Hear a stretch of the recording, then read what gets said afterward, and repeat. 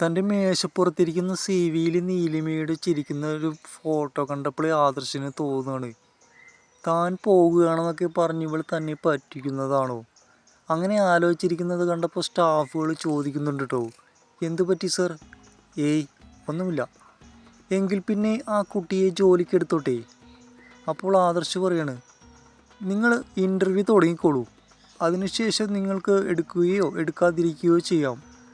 യോഗ്യത ഉണ്ടെങ്കിൽ ഓക്കെ, നിങ്ങൾ എടുത്തോളൂ എന്ന രീതിയിൽ ആദർശ് മറുപടി പറയുകയാണ്. അങ്ങനെ പറയാനൊരു കാരണമുണ്ട് കേട്ടോ. നീലിമ കള്ളം പറഞ്ഞ് തന്നെ പറ്റിക്കുകയാണെന്ന് ആദർശിന് ചെറിയൊരു ഡൗട്ടുണ്ട്.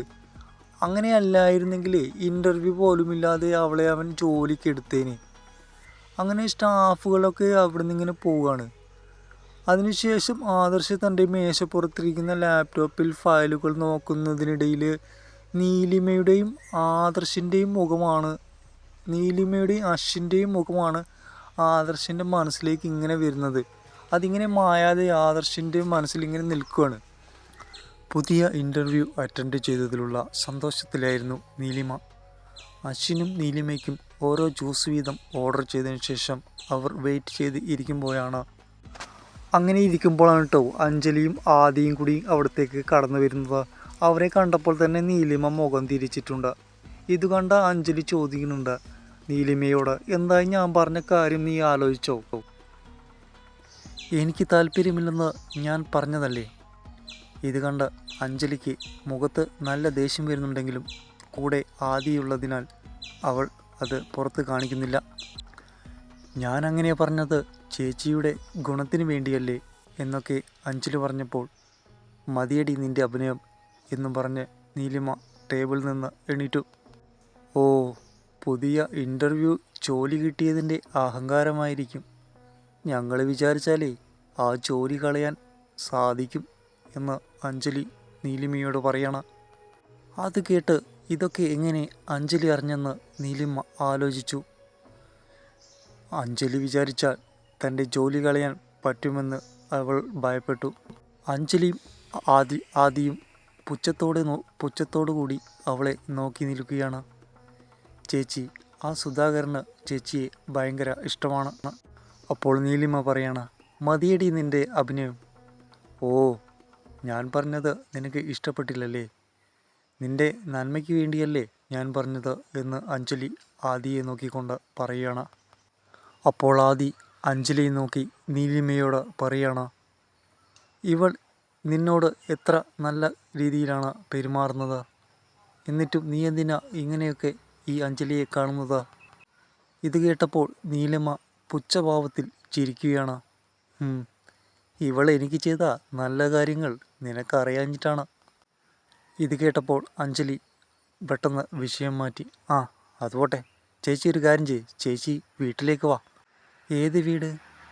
നമ്മുടെ വീട് തന്നെ. അഞ്ജലി, പിന്നെ നീ ഇത് മനസ്സ് തുറന്നല്ല പറയുന്നതെന്ന് എനിക്കറിയാം. പിന്നെ ഞാനിതിനൊന്നും മറുപടി പറയാത്തത് എന്താണെന്നറിയാവോ? ഇവനിതൊന്നും പറഞ്ഞാൽ മനസ്സിലാവത്തില്ല, പിന്നെ പറഞ്ഞിട്ട് കാര്യമില്ല. അതുകൊണ്ടാണ് ഞാൻ ഇതിന് നിന്നോട് മറുപടി പറയാത്തതെന്ന് നീലിമ പറയുന്നുണ്ട്. പിന്നെ ചേച്ചി, എന്നെ വേണമെങ്കിൽ എന്ത് വേണമെങ്കിൽ പറഞ്ഞോ, പക്ഷെ ആദിയെ പറ്റി പറയരുത് കേട്ടോ. അതിന് ഞാൻ നിന്നെ ക്ഷണിച്ചില്ലല്ലോടി, നീയല്ലേ ഇങ്ങോട്ട് വലിഞ്ഞു കയറി വന്ന് എന്നോട് വർത്തമാനം പറഞ്ഞത് എന്നൊക്കെ നീലിമ പറയാട്ടോ. അഞ്ജലി ഒന്നും മിണ്ടുന്നില്ല. ഇനി താനെന്തെങ്കിലും പറഞ്ഞാൽ നീലിമ സത്യം പുറത്തു പറയുമോ എന്ന് അവൾ ഭയപ്പെട്ടു. എന്തേ ഒന്നും മിണ്ടുന്നില്ലേ? അപ്പോൾ ആദി ഇടപെടുന്നു. മതി, നിർത്ത്. നിന്നെ വീട്ടിലേക്ക് കൂട്ടിക്കൊണ്ടുപോകാനല്ലേ അഞ്ജലി വന്നത്? അത് പറയാൻ നീ എൻ്റെ ആരാടാ എന്ന് നീലിമ ആദിയോട് ചോദിക്കുകയാണ്. പഴയ നീലിമ എന്നോട് ഇങ്ങനെയൊന്നും ചോദിക്കാനുള്ള ധൈര്യമുള്ളവളായിരുന്നില്ലല്ലോ എന്ന് ആദി മനസ്സിലോർക്കുകയാണ്. ഇതൊക്കെ കേട്ട് നിൽക്കുകയായിരുന്ന അശ്വിൻ അങ്ങോട്ട് വരികയാണ്. അവിടെയുണ്ടായിരുന്ന അശ്വിൻ അഞ്ജലി നോക്കി പറഞ്ഞു, ഇനി എൻ്റെ അമ്മയെ വല്ലതും പറഞ്ഞാൽ ഞാൻ തീർച്ചയായും ഇടിക്കും. ഡാ കുരുപ്പേ, നീ എന്നെ ഇടിക്കാറായോ എന്ന് ചോദിച്ചുകൊണ്ട് അഞ്ജലി അശ്വിന് നേരെ പന്നു. നീലിമ ഉടനെ അഞ്ജലിയുടെ കൈപിടിച്ച് ബേക്കിലോട്ട് തിരിച്ചിട്ട് അവളെ ബേക്കിലോട്ട് മാറ്റി. എന്നിട്ട് നീലിമ അഞ്ജലിയോട് പറയാണ്, എന്നോട് നീ വഴക്കിന് വരുന്നതൊക്കെ ശരി, പക്ഷേ എൻ്റെ മോനോട് എന്തെങ്കിലും കാണിച്ചാലുണ്ടല്ലോ അല്ല നീലിമ, നീ എന്ത് അറിഞ്ഞിട്ടാണ് ഇപ്പോൾ ഇവളോട് ഈ കാണിക്കുന്നതൊക്കെ? അല്ല ആദിൽ, അല്ല ആദി, നീ എന്താ പൊട്ടനാണോ? നീ ഇതൊക്കെ കണ്ടില്ലേ എന്ന് നീലിമ ആദിയോട് ചോദിക്കുകയാണ്. കണ്ടു. നീ ഓരോന്ന് പറഞ്ഞിട്ടല്ലേ അഞ്ജലി നിന്നോട് ചൂടായത്? അവൾ എന്തെങ്കിലും നിന്നെ ചെയ്തോ? നീലിമ രൂക്ഷമായി നോക്കിയതല്ലാതെ ഒന്നും പറഞ്ഞില്ല. നിന്നോടൊന്നും പറഞ്ഞിട്ട് കാര്യമില്ലടാ. നിനക്കൊന്നും മനസ്സിലാവില്ല, അല്ലെങ്കിൽ നീ മനസ്സിലാക്കില്ല. ആദി, നീ എന്തിനാണ് അവളോട് സംസാരിക്കുന്നത്? അവൾ അവളുടെ കൊച്ചിനെ കൊണ്ട് എന്നെ തല്ലിക്കാൻ നോക്കിയത് നീ കണ്ടില്ലേ? അഞ്ജലി അത് പറഞ്ഞു തീരുന്നതും ആദി അഞ്ജലിക്ക് നേരെ ചെന്നു. അതെ, എൻ്റെ അമ്മ നിങ്ങളെപ്പോലെ രാക്ഷസിയൊന്നുമല്ല. എൻ്റെ അമ്മ പാവമാണ് എന്ന് അശ്വിൻ അഞ്ജലിയോട് പറയാണ്. ഡാ ചക്ക, നിൻ്റെ അമ്മ മര്യാദയൊന്നും പഠിപ്പിച്ചു തന്നിട്ടില്ലല്ലേ? ഓ, അതെങ്ങനെ അറിയണം? ഇവൾക്ക് അതിന് നിൻ്റെ തന്തയാരാണെന്ന് അറിയില്ലല്ലോ. അഞ്ജലി അത് പറഞ്ഞു തീർന്നതും നീലിമയുടെ കൈ അഞ്ജലിയുടെ കവിളിൽ ആഞ്ഞടിച്ചു. ചീ, നാവടക്കടി. എൻ്റെ കുഞ്ഞിനെ നീ പഠിപ്പിക്കണ്ട. പിന്നെ അവൻ്റെ അച്ഛനാരാണെന്ന് നിന്നെ ബോധ്യപ്പെടുത്തേണ്ട ആവശ്യവും എനിക്കില്ല. വീണ്ടും വീണ്ടും ഇങ്ങോട്ട് കയറി വന്നിട്ട് ഓരോന്ന് ചിലച്ചാൽ അറിയാലോ, ഇത് പഴയ നീലിമയല്ല. ഇതൊക്കെ കേട്ട് അഞ്ജലിയും ആദിയും ആകെ ഭയന്നുപോയി. അപ്പോൾ സിദ്ധാർത്ഥ് സുഹൃത്തായ ഹേമന്ത് പുത്ത് ആ വഴി കാറിൽ വരികയായിരുന്നു. നീലിമ റെസ്റ്റോറൻറ്റിൽ വെച്ച് വായിക്കിടുന്നത് കണ്ട് സിദ്ധാർത്ഥും ഹേമന്തും കാറിൽ നിന്ന് ഇറങ്ങി. അല്ല, നമ്മൾ എന്തിനാണ് ഇവിടെ ഇറങ്ങിയതെന്ന് ഹേമന്ത് സിദ്ധാർത്ഥിനോട് ചോദിച്ചു. വാ, നമുക്ക് വല്ലതും കഴിക്കാം. ഓ, അങ്ങനെയാണെങ്കിൽ ശരി എന്നും പറഞ്ഞ ഹേമന്തും സിദ്ധാർത്ഥും കൂടി റെസ്റ്റോറൻറ്റിലേക്ക് വന്നിരിക്കുന്നു. എന്നാൽ ബഹളത്തിനിടയ്ക്ക് നീലിമ സിദ്ധാർത്ഥ് വന്നതൊന്നും കാണുന്നില്ല. പറ, നീ എന്തിനാണ് അഞ്ജലിയെ തല്ലിയത്? നിനക്ക് കാര്യം പറഞ്ഞാൽ പോരെ? നിനക്ക് എന്ത് അവകാശമാണ് അഞ്ജലിയെ തല്ലാൻ എന്നൊക്കെ ചോദിച്ച് ആദി നീലിമയോട് കയർക്കുകയാണ്. ഡാ, അതിന് മറുപടി പറയാനുള്ള ആവശ്യം എനിക്കില്ല എന്നൊക്കെ നീലിമ മുഖത്തടിച്ച് പറയുകയാണ്. അടികിട്ടിയ അന്തളിപ്പ് മാറി അഞ്ജലി വീണ്ടും മുന്നോട്ട് വന്ന്, ചേച്ചി നോക്ക്, ഈ ചെക്കൻ കാരണമാണ് എല്ലാ പ്രശ്നവും. അതുകൊണ്ട് ചേച്ചി വീട്ടിലേക്ക് വാ, എന്നിട്ട് അദ്ദേഹത്തെ കെട്ടിയിട്ട് സുഖമായി ജീവിക്കാൻ നോക്ക് എന്നൊക്കെ അഞ്ജലി നീലിമയോട് പറഞ്ഞു. ഇത് കേട്ടപ്പോൾ നീലിമയ്ക്ക് കൂടുതൽ ദേഷ്യം വരികയാണ് ചെയ്യുന്നത്. എൻ്റെ കൊക്കിന് ജീവനുണ്ടെങ്കിൽ ഞാൻ അദ്ദേഹത്തെ കല്യാണം കഴിക്കാനൊന്നും പോകുന്നില്ല. നിൻ്റെ ആ ആഗ്രഹം കളഞ്ഞേക്ക്, അതാണ് നിനക്ക് നല്ലത് എന്ന് നീലിമ അഞ്ജലിയോട് പറയണം. നിന്നോടല്ലേ ഞാൻ നിർത്താൻ പറഞ്ഞത് എന്ന് ആദി ഇടയിൽ കയറി പറയുകയാണ്. ഇതൊക്കെ സിദ്ധാർത്ഥും ഹേമന്തും അപ്പുറത്തിരുന്ന് കേൾക്കുന്നുണ്ടായിരുന്നു. എന്തിനാണ് സിദ്ധാർത്ഥ് ആ പെണ്ണിനെ ഇങ്ങനെ നോക്കുന്നതെന്ന് ഹേമന്തിന് മനസ്സിലായില്ല. ആ പെണ്ണിനെ കാണാൻ നല്ല ഭംഗിയുണ്ടല്ലടാ എന്ന് ഹേമന്ത് സിദ്ധാർത്ഥിനോട് പറഞ്ഞു. അപ്പോഴാണ് സിദ്ധാർത്ഥിന് പരിസരബോധം വന്നത്.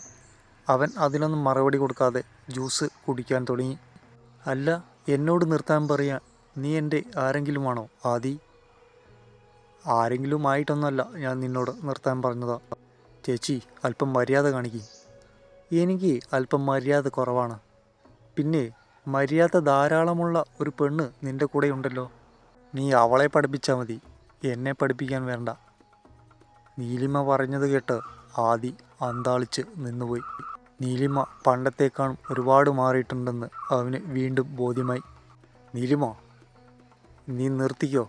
ഇത്രയും നേരം നിന്നോട് ഞാൻ മര്യാദയോടെ സംസാരിച്ചത് ആ പഴയ ബന്ധം കാരണമാണ് എന്നൊക്കെ ആദി നീലിമയോട് പറഞ്ഞു. നിർത്തിക്കോ, ഇനി ആ പഴയ ബന്ധമൊന്നും ഞാൻ നോക്കില്ല. പഴയ ബന്ധമോ? അപ്പോൾ എന്നെ കളഞ്ഞിട്ട് എൻ്റെ അനിയത്തിയെ കെട്ടാൻ നോക്കുന്ന ആ ബന്ധമാണോ നീ ഉദ്ദേശിച്ച പഴയ ബന്ധം? ഈ പറയുന്നത് കേട്ട് അഞ്ജലിയും ആദിയും ചുറ്റും നോക്കുകയാണ്. എല്ലാവരും അവരെ ശ്രദ്ധിക്കുന്നുണ്ടായിരുന്നു. എന്നോട് ഇനിയും ഇവിടെ നിന്ന് കൂടുതൽ സംസാരിച്ചാൽ നീയും ഈ അഞ്ജലിയും ഇവിടെ കിടന്ന് നാറും എന്നൊക്കെ നീലിമ അവരോട് പറഞ്ഞു. അഞ്ജലി, വാ, നമുക്ക് പോകാമെന്ന് ആദി പറഞ്ഞു. പക്ഷേ അഞ്ജലി പോവാൻ കൂട്ടാക്കുന്നില്ല. നീലിമയെ തുറച്ചു നോക്കിക്കൊണ്ട് അഞ്ജലി ആദിയോട് പറയാണ്, അങ്ങനെ അങ്ങ് പോയാലോ ആദി? ഇവൾ ഇത്രയും പറഞ്ഞിട്ട് അതിന് മറുപടി നമ്മൾ കൊടുത്തില്ലല്ലോ. ആദി അല്പം ശബ്ദം താഴ്ത്തി പറഞ്ഞു. നീയായിട്ട് കയറി വന്നിട്ടല്ലേ ഈ പ്രശ്നമൊക്കെ ഉണ്ടാക്കിയത്. അവൾ ഇങ്ങോട്ട് വന്നല്ലോ, അതുകൊണ്ട് നിർത്തിക്കോ. എന്ന് ആദി ശബ്ദം കുറച്ച് പറഞ്ഞു.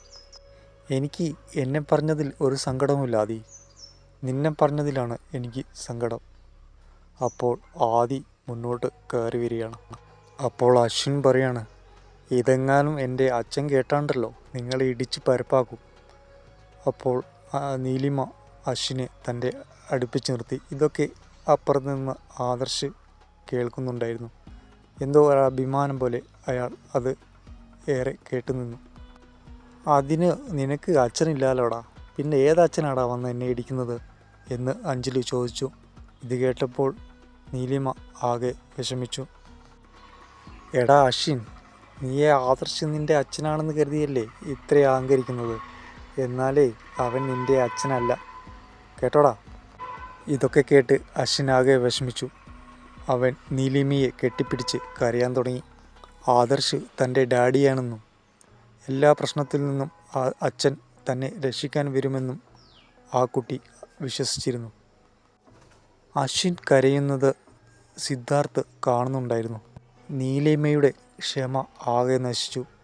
അവൾ ഉടനെ തന്നെ അഞ്ജലിയുടെ കഴുത്തിന് കുത്തിപ്പിടിച്ചു. ഡി, നീ എന്താടി എൻ്റെ കുഞ്ഞിനോട് പറഞ്ഞത്? നിന്നെ ഞാൻ കൊന്നുകളയും എന്നു പറഞ്ഞ് അഞ്ജലിയുടെ കഴുത്തിൽ മുറുകെ പിടിക്കുകയാണ് നീലിമ. ഇത് കണ്ട് ആദി മുന്നോട്ട് വരികയാണ്. പക്ഷേ അതിനു മുമ്പേ നീലിമ മേശപ്പുറത്തുള്ള കത്തിയെടുത്ത് അഞ്ജലിയുടെ കഴുത്തിൽ അമർത്തി വെച്ചു. ഇത് കണ്ട് അഞ്ജലി ആകെ ഭയന്നുപോയി. ഇനി താൻ എന്തെങ്കിലും മിണ്ടിയാൽ അവൾ കത്തി വലിക്കുമെന്ന് അഞ്ജലിക്ക് ബോധ്യമായി. ഭയന്നുകൊണ്ട് പോലീസിനെ വിളിക്കുമെന്ന് അഞ്ജലി ഉറക്കെ പറഞ്ഞു. ഇത് കേട്ടപ്പോൾ നീലിമ കത്തി ഒന്നുകൂടി അവളുടെ കഴുത്തിൽ അമർത്തി. നീ ചത്താലടി ഞാൻ രക്ഷപ്പെടൂ എന്നൊക്കെ നീലിമ പറയാണ്. അപ്പോൾ തന്നെ ആദി തൻ്റെ ഫോൺ നമ്പറിൽ പോലീസ് കൺട്രോൾ റൂമിലേക്ക് വിളിക്കുകയാണ്. ഇതൊക്കെ കണ്ട് അമ്പരന്ന് നിൽക്കുകയാണ് സിദ്ധാർത്ഥും ഹേമന്തും. അപ്പോൾ ഹേമന്ത് സിദ്ധാർത്ഥിനോട് പറയാണ്, എടാ ആ കുട്ടിക്ക് ഭയങ്കര ധൈര്യം തന്നെ അല്ലടാ. ആ പെണ്ണിൻ്റെ മുഖം നോക്ക്, എന്ത് നിഷ്കളങ്കമായ മുഖം. ആ പെണ്ണിനെ കണ്ടാൽ ആർക്കെങ്കിലും വായിക്കിടാൻ തോന്നുമോ എന്നൊക്കെ ഹേമന്ത് ആദർശിനോട് പറഞ്ഞെങ്കിലും ആദർശ് അതൊന്നും കേൾക്കുന്നില്ല. ആ പെണ്ണിനെ നോക്കടാ, എന്ത് മനോഹരമായ മുഖമാണ്, എന്ത് സൗന്ദര്യമാണ് ആ പെണ്ണുള്ളത് എന്ന് ഹേമന്ത് വീണ്ടും പറഞ്ഞു. ഇത് കേട്ടപ്പോൾ ആദർശിന് ദേഷ്യമാണ് വന്നത്. എന്നാൽ താൻ ആ പെണ്ണിനെ നോക്കുന്നതിന് ആദർശിന് എന്താണ് പ്രശ്നമെന്ന് ഹേമന്ത് മനസ്സിലായില്ല. എങ്കിലും ആദർശിൻ്റെ സ്വഭാവം അറിയുന്നത് കൊണ്ട് തന്നെ ഹേമന്ത് ഒന്നും പറയുന്നില്ല. നീലിമ അഞ്ജലിയുടെ കഴുത്തിൽ വെച്ച കത്തി മാറ്റാതെ അങ്ങനെ തന്നെ നിൽക്കുന്നത് കണ്ട് ഒരു പോലീസുകാരൻ അങ്ങോട്ട് വരികയാണ്. പോലീസുകാരൻ നീലിമയോട് പറയാണ്, മോളെ കത്തി മാറ്റ്. സർ, ഇവളെൻ്റെ മോളെ ചീത്ത പറഞ്ഞു, അതിന് മാപ്പ് പറയാതെ ഈ കത്തി ഞാൻ മാറ്റില്ല സർ എന്ന് നീലിമ പോലീസുകാരനോട് പറയാണ്. അയ്യോ സർ, ഞാനൊന്നും ചെയ്തില്ല, ഇവളാണ് ഇങ്ങോട്ട് വന്ന് എന്നെ തല്ലിയത് എന്ന് അഞ്ജലി പോലീസുകാരനോട് നുണ പറയുകയാണ്. ഇതിന് ആദ്യം സപ്പോർട്ട് ചെയ്യുന്നുണ്ട്. ഇത് കേട്ട പോലീസുകാരൻ നീലിമയെ നോക്കി പറയണ, മോളെ കത്തി താഴെയിട്, ഇല്ലെങ്കിൽ എനിക്ക് നിന്നെ അറസ്റ്റ് ചെയ്യേണ്ടി വരും. എന്നാൽ ഇതൊന്നും കേട്ടിട്ട് കത്തി അഞ്ജലിയുടെ കഴുത്തിൽ നിന്ന് മാറ്റാൻ നീലിമ തയ്യാറാവുന്നില്ല.